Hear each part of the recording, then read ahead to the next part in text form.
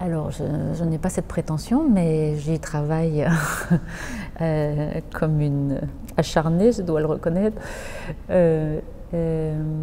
J'espère que ces 30 ans de recherche et cette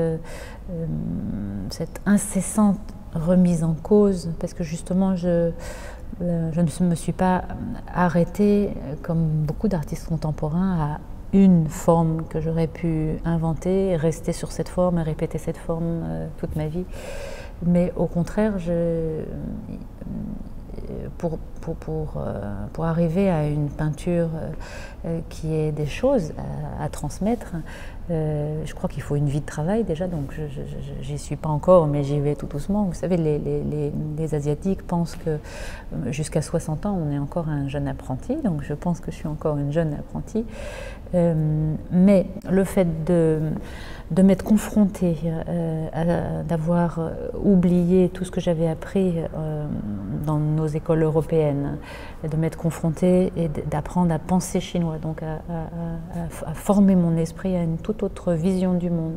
Ensuite, de rentrer en Europe et de me confronter à de relire toute notre culture, parce que j'étais transformée par cet enseignement chinois, grâce à des commandes importantes qui m'ont été faites.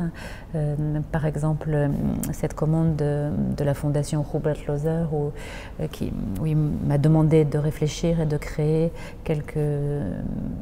4 ou 5 grands formats autour de sa collection des abstraits américains et de l'art minimal américain.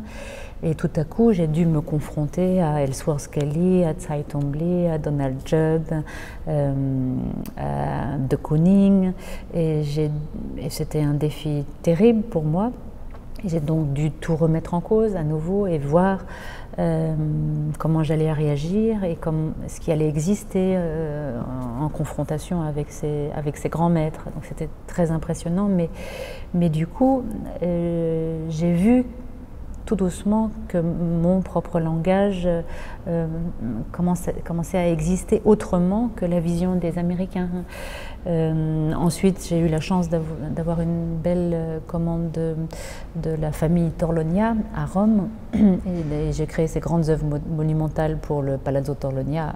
Donc j'ai dû me replonger dans toute l'histoire de la peinture italienne et ces peintures murales, où j'ai retrouvé une spontanéité première dans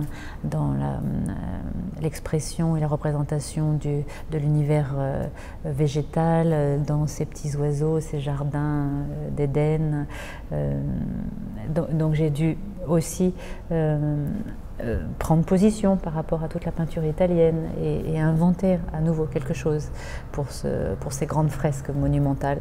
Et puis donc récemment, ce grand retour à la peinture du XVe siècle chez les maîtres flamands, qui m'a poussée à nouveau à me remettre en question et à inventer de manière incessante.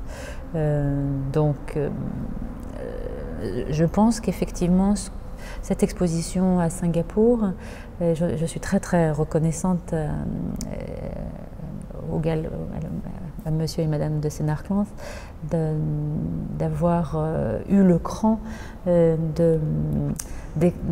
d'exposer dans toute cette galerie. Ils ont des espaces absolument fabuleux, d'exposer toutes ces différentes séries qui sont sur les 4 étages, qui sont dans un espace aussi formidable, qui sont le fruit en fait de la maturation de 30 ans de recherche.